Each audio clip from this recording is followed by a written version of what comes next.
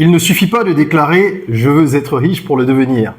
Il faut avant tout apprendre à désapprendre. Hello les rocks, j'espère que vous êtes solides. Moi je suis en parfaite forme et je suis plein de gratitude envers l'univers et le Big Boss. Welcome on board si vous êtes là pour la première fois ici. On rêve, on ose, on crée de notre mantra « Soyons rock ». Nous sommes des êtres d'habitude. Et ce sont les habitudes que nous déployons au quotidien qui finissent en fait par donner des résultats. Donc nous sommes la somme de nos habitudes. Ce qui est difficile lorsqu'on parle d'argent, mais c'est le cas dans différents autres domaines de la vie aussi, c'est qu'il y a certaines habitudes qui sont insidieuses, que l'on n'arrive même pas à cerner et qui pourtant jouent contre nous parce qu'elles sont toxiques. Aujourd'hui, je vais t'aider à identifier certaines de ces habitudes qui sont peut-être les tiennes sans que tu ne le saches. Nous allons voir ensemble 5 habitudes toxiques qui t'empêchent d'avancer vers la richesse ou vers l'amélioration de tes finances. Parce que quand on évoque le terme richesse, les gens parfois ils comprennent pas, ils pensent qu'on parle forcément de fortune, grosse fortune. Non, il ne s'agit pas que de ça. Il peut s'agir d'une amélioration de vos finances. C'est déjà important, il faut y aller pas à pas. Et vous allez d'ailleurs voir que c'est le chemin ou on va dire le processus le plus efficace, le plus régulier, le plus stable. Alors, pour évoquer ces différentes habitudes-là, il faut que tu te mettes dans une posture d'autocritique. Moi, je vais les évoquer les unes après les autres. Mais si tu n'as pas l'honnêteté de cocher les cases que tu dois cocher, eh bien, ces habitudes insoupçonnées qui te maintiennent peut-être dans la pauvreté, elles ne pourront pas être repérées pour être combattues. Ok, donc il faut déjà avoir cette honnêteté-là. On va commencer par la première habitude insidieuse. C'est de vouloir aller trop vite. Et de ne pas justement être patient. Aller vite dans la génération de richesse. Il y a un proverbe célèbre qui dit que la patience est amère, mais son fruit est doux. Je crois que c'est Jean-Jacques Rousseau qui le disait. Et ça peut résumer ce premier point, cette habitude-là. Il y a beaucoup de gens aujourd'hui qui veulent aller vite, amasser de l'argent rapidement. Et cette envie ou cette déviance, elle est amplifiée par les réseaux sociaux où on nous vend beaucoup de overnight success, c'est-à-dire des gens qui seraient devenus riches du jour au lendemain. Je crois qu'il y a également de plus en plus de sensibilisation par rapport à ces vendeurs d'illusions et que vous ne tombez pas ou que vous ne tombez plus dans ces pièges. Parce que la plupart des gens qui vous racontent ou vous font croire ça, ce sont des gens qui utilisent votre naïveté pour s'enrichir. Ils vous font croire qu'ils ont quelque chose qu'ils n'ont pas encore. Ils vous vendent derrière des produits ou des services et grâce à vous, ils atteignent le niveau qu'ils prétendaient, auquel ils prétendaient déjà être. Donc faites très attention, ne vous laissez pas embarquer. Il faut aller progressivement. Aujourd'hui, on vous parle beaucoup de crypto hasardeuse. Je n'ai rien contre la crypto. Il y a des gens qui se sont enrichis avec aussi. Mais il y a en proportion beaucoup plus de fausses informations de nature à vous faire dévier que d'informations réelles et réalistes. Donc quand on vous vend tout ce qui est richesse rapide avec la les arnaques, les pyramides de Ponzi qui sont présentées ou emballées de manière à cacher un petit peu les vices, eh bien vous pouvez tomber dedans facilement. Vous devez comprendre qu'il n'y a pas d'enrichissement ultra rapide. Même rapide, je mettrai des guillemets. Il y a des exceptions, mais de façon générale, c'est la patience qui permet d'arriver à un certain niveau, de pouvoir recueillir les fruits de ces efforts lorsqu'on a pris la peine de faire les choses progressivement. Vous ne pouvez pas refuser les chemins qui sont lents mais sûrs. Ce serait une erreur. Warren Buffett, par exemple, qui est une des plus grosses fortunes de ce monde, c'est après 50 ans qu'il est devenu milliardaire. Oui, vous me direz 50 ans, ça va, hein, il n'est pas encore vieux. Mais quand on prend le contexte général où on a des gamins de la Silicon Valley qui à 16, 17, 18 ans sont milliardaires, son cas est un cas particulier dans la sphère des milliardaires. Et lui, il a toujours dit qu'il a choisi depuis le départ une stratégie d'enrichissement qui serait une stratégie lente. Parce qu'il voulait bâtir sur du solide. Il investit en bourse principalement, c'est son activité principale, et il le fait avec beaucoup de rigueur. Il attend des décennies parfois que certaines actions prennent de la valeur. D'accord ? Ce n'est qu'un exemple, c'est pas pour vous dire que vous devez absolument ne faire que ça, acheter des actions. Non. C'est simplement pour vous dire que quand on est trop pressé, quand on ne veut pas prendre la peine de construire sur du solide, d'avoir des fondations qui vont résister au temps et aux intempéries, on s'expose donc au vent, d'accord, des arnaques qui sont de plus en plus fréquents. Ces vents-là, ils sont de plus en plus fréquents et ils vont l'être de plus en plus. Deuxième mauvaise habitude, insidieuse, cachée, insoupçonnée, c'est celle de vouloir faire tout en même temps. Je rajoute bien en même temps parce que Lorsque vous voulez tout faire en même temps, vous faites tout mal. Vous pouvez faire plusieurs choses. Je suis la personne la moins bien placée pour vous déconseiller de faire plusieurs choses. Je suis un multipotentiel. Je suis consultant, je suis coach, je suis conférencier. Je travaille aussi bien avec des entreprises, des organisations internationales que des particuliers. Je suis auteur, je suis chanteur. Je gère ma page YouTube, donc je suis YouTuber. J'ai un podcast en plus des vidéos que je fais régulièrement. Et je vous assure que je pourrais continuer. La liste, elle est vraiment longue. Mais j'ai appris avec le temps à structurer ces activités qui en fait s'entrelacent. Ce ne sont pas des activités qui sont éparses et qui sont indépendantes les unes des autres. Non, il y a un écosystème que je bâtis. Et même dans cet écosystème, j'y vais progressivement. Il y a des unités de projets que je vais développer à un moment T et d'autres que je vais reporter plus tard parce que c'est pas le bon timing, parce que j'ai pas encore les ressources pour, parce que ce n'est pas stratégiquement intéressant dans le déroulé de ma stratégie globale. Bref, vous devez apprendre à avancer progressivement. Si vous vous dispersez trop, vous n'allez pas pouvoir vous concentrer à fond sur un business ou une activité. C'est comme si tous les jours, vous faisiez 1 mètre dans 10 directions différentes au lieu de faire 10 mètres dans une seule direction. Vous voyez, donc il faut apprendre à organiser ses activités et à pouvoir structurer son ambition de sorte à ne pas disperser son énergie et à être partout en même temps. Sinon, on fait beaucoup de choses et au final, on fait rien. C'est-à-dire qu'on n'obtient pas vraiment de résultats. Et pour ça, il y a une règle que vous connaissez certainement ou dont vous avez entendu parler, la règle de Pareto, 80-20. 80% de ce que vous gagnez provient de 20% de ce que vous faites. On parle de gain ici, ça peut être gain de productivité, ça peut être gain financier.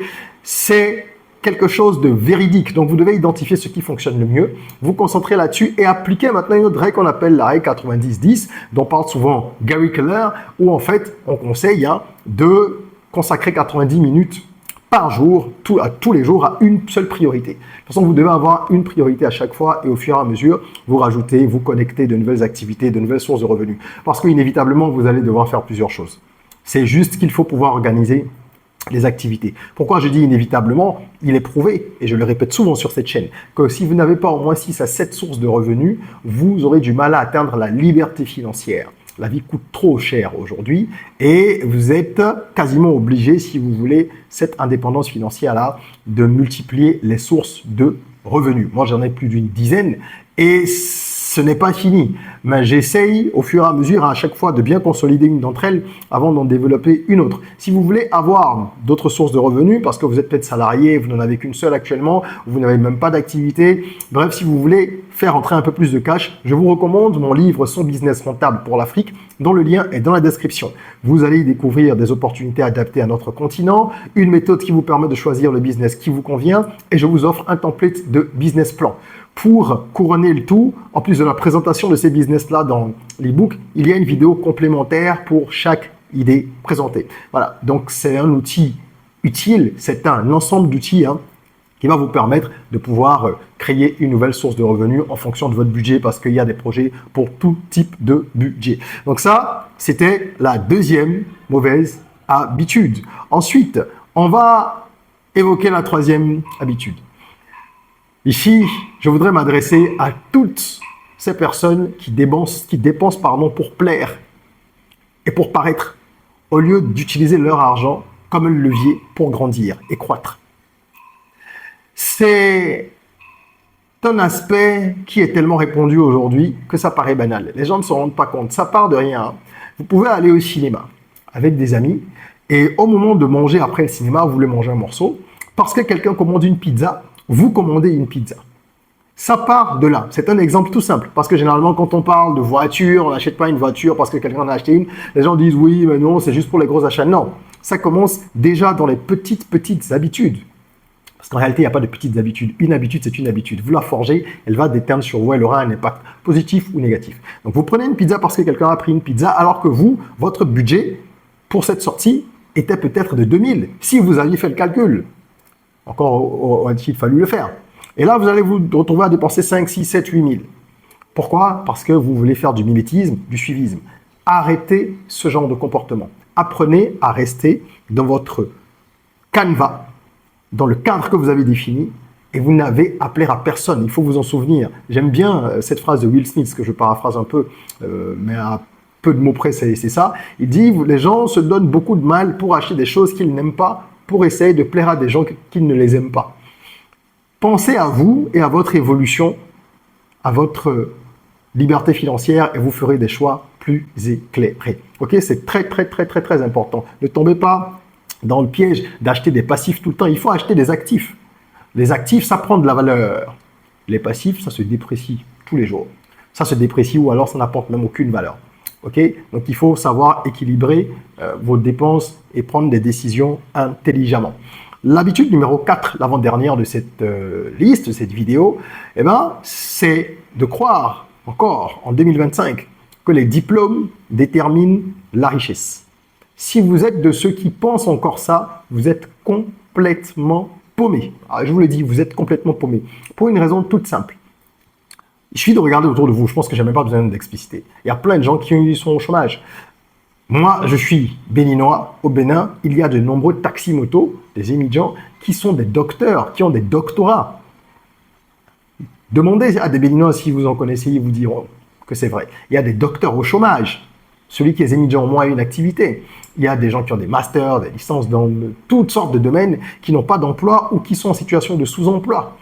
L'école, elle a été créée à un moment de l'histoire pour des objectifs donnés et ça a surtout servi au moment de la révolution industrielle parce que les usines, les grosses unités de production qui naissaient avaient besoin de main-d'œuvre. Je ne parle pas que de la main-d'œuvre ouvrière, mais il a fallu des personnes pour gérer les ventes, pour gérer les chiffres, la compta, etc.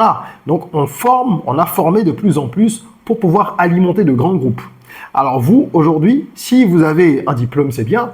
Si vous voulez en avoir un quand vous êtes encore en cours, c'est bien, ce n'a rien de mauvais. Je suis moi-même un produit de l'école et j'ai eu un très bon parcours académique. Je le précise quand j'évoque ce point pour que les gens ne pensent pas que je suis contre l'école. J'ai été major de promo en 5e année, à la fin de mon master, d'accord? Et j'ai eu une scolarité avant ça qui était une très belle scolarité. Bon, bref, le but, ce n'est pas d'être contre l'école, mais c'est de vous faire comprendre que vous devez relativiser les choses. Aujourd'hui, un diplôme, à lui seul, ne va pas déterminer votre niveau de revenu, ni les opportunités que vous allez être capable de concrétiser. Vous devez comprendre qu'il faut apprendre des compétences monétisables. Quel que soit votre domaine de formation, vous devez savoir vendre le marketing. Vous devez savoir comment ça se fait. Comment je fais du marketing? Comment je gère les ventes? Comment j'apprends à avoir plus confiance en moi? Comment j'essaye de maîtriser certains outils IA, la technologie? Eh bien oui, parce que aujourd'hui, c'est indispensable. Vous devez comprendre que tout ça, ça compte et qu'il faut apprendre à se former seul. L'école nous donne l'impression qu'on doit tout le temps être assisté pour se former. C'est une erreur. Et pour sortir de cette erreur-là, il faut absolument que vous appreniez à vous former. Avec YouTube, comme cette vidéo que vous regardez sur YouTube ou Facebook, ces plateformes-là ne sont pas faites que pour se distraire. Il y a la possibilité d'apprendre et on y apprend beaucoup de choses. Elon Musk rappelle à qui veut l'entendre, autant de fois qu'il le peut, que lui, il a appris énormément de choses, pour ne pas dire quasiment tout, grâce à la lecture et à YouTube, c'est-à-dire à Internet globalement. D'accord? Donc, comprenez que les compétences que vous allez développer, les compétences qui sont en lien avec votre époque, c'est ça qui va faire de vous qui vous êtes et qui vous allez pouvoir devenir sur le plan financier. On s'entend, d'accord? Les diplômes seuls ne suffisent pas. Important. Et pour finir, 5e habitude insoupçonnée, c'est la recherche de la perfection. Alors, vous entendez ça de la bouche de perfectionnistes qui se bat pour défaire cette habitude. J'aime que les choses soient carrées. Même lorsque je pose un tableau ou qu'on est en train de décorer un espace ou quoi que ce soit, j'ai besoin que tout soit symétrique, que tout soit harmonieux. Lorsque je vais rédiger un livre, un contenu, une étude de marché, peu importe, j'ai toujours ce besoin-là d'aller dans le détail. C'est une bonne chose, mais attention, il y a un revers. Pour ceux qui ne sont pas organisés, déjà, ça la met en retard tout le temps. Moi, j'arrive à tenir les délais, mais il y a un revers que je subis quand même, c'est que je pourrais faire plus de choses et aller plus vite si j'étais moins perfectionniste. Et j'ai appris à le faire depuis quelques années. Fort heureusement, j'y parviens tout doucement. C'est-à-dire, vous ne devez pas attendre d'avoir, par exemple, un prototype parfait pour lancer un business ou un produit. C'est pour ça qu'on l'appelle prototype. Il ne peut pas être parfait. Une version bêta d'un logiciel, d'une plateforme, d'une appli, ne peut pas être parfaite. Elle doit avoir des défauts et c'est en écoutant votre marché que vous allez corriger ces failles-là. Il faut commencer, se lancer. Ce que vous avez à vendre aux gens, commencez à le vendre. Évidemment, il ne faut pas non plus mettre sur le marché des déchets, si ce sont des produits ou des services qui vont nuire à votre réputation. Il faut un niveau de qualité, je dirais même pas minimal, plus que minimal. Il faut déjà quelque chose de correct. Maintenant, pour complètement peaufiner la chose, vous allez écouter les avis, les feedbacks, organiser des focus group, faire des sondages, etc. Et vous allez progressivement grandir avec votre audience, avec votre public. C'est comme sur les réseaux sociaux. Vous démarrez, vous avez une page Facebook ou une chaîne YouTube. N'attendez pas la vidéo parfaite, sinon vous ne vous lancerez jamais. Commencez avec toutes les imperfections, les problèmes de son, la difficulté à parler devant la caméra, si ça vous concerne par exemple, ou votre timidité, tout ce que vous voulez. Et progressivement, vous allez corriger ça. D'accord? Donc, c'est une habitude qu'il faut vaincre. Il faut être à la recherche de la qualité, mais il ne faut pas se laisser emprisonner par cette volonté de proposer des choses parfaites parce que justement, rien ne sera parfait et vous n'aurez fait que perdre du temps. Il faut tester rapidement. Il faut rapidement tester sa solution pour ajuster le plus vite possible. Voilà. Ce sont donc les 5 habitudes insoupçonnées qui vous maintiennent dans la pauvreté. 5 des habitudes, parce qu'il y en a plein d'autres, d'accord? Mais je trouvais que ces 5-là, et je trouve qu'elles sont assez répandues et qu'il est important de parler de ça, de toucher les gens pour qu'ils fassent des efforts là-dessus et qu'ils ne se laissent pas embourber complètement. J'espère que cette vidéo vous a plu. Si c'est le cas, mettez un petit like. Merci de l'avoir suivi et partagez surtout. Ne gardez pas les bonnes choses que pour vous. Pour vous abonner, il suffit de cliquer, vous le savez, pour rejoindre la communauté. En attendant qu'on se retrouve pour une nouvelle vidéo, prenez soin de vous, de votre corps, mais aussi surtout de votre mind. Rêvons, osons, créons. Soyons rock!